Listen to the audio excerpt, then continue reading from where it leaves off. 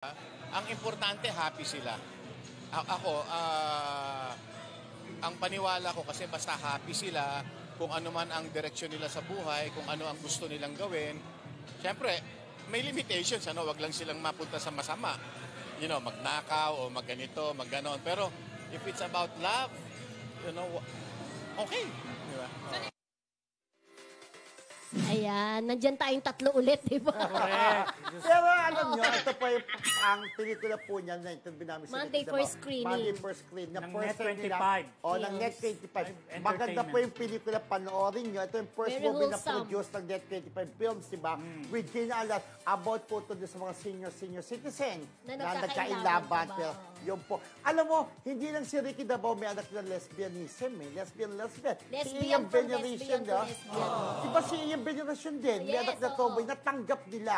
Yung sa panahon naman yun, tanggap na talaga na Hindi na big deal. Hindi na big deal, totoo yun. So ayate siya, natutuwa siya na, ay, basta wag lang daw gumawa ng masama. Yun naman Diba? talaga ang dapat Totoo yun. Yung Pero, ano, pero siya, nagulit ako ha, meron na pala siyang girlfriend. Pero maganda kay Ricky Dabao, ayaw niya Halata, siguro kilig ka. ibisto, ayaw niya ipagkalka, para hindi siya maintriga na, wala talaga yung pagkasa ni Jackie Lou. nag-showbiz kasi. Yung maganda. at ang maganda, magkaibigan sila ni Jackie Lou bilang mag-ex. di ba? At ang sabi nga niya, ang nakakalam daw, nagulat pa, mga kaibigan si Res Cortez, si Tirso Cruz III, ay, meron ka na palang girlfriend. Parang nagulat sila. Ay, meron pa. Kasi ito balima to. Siguro gusto niya may privacy. Yan, Ricky Dabao. Ganun naman usually pag non-showbiz yung karelasyon mo, ayaw mo masyadong magkwento kasi Correct. nadadamay sila sa mga intriga. di ba? Tama.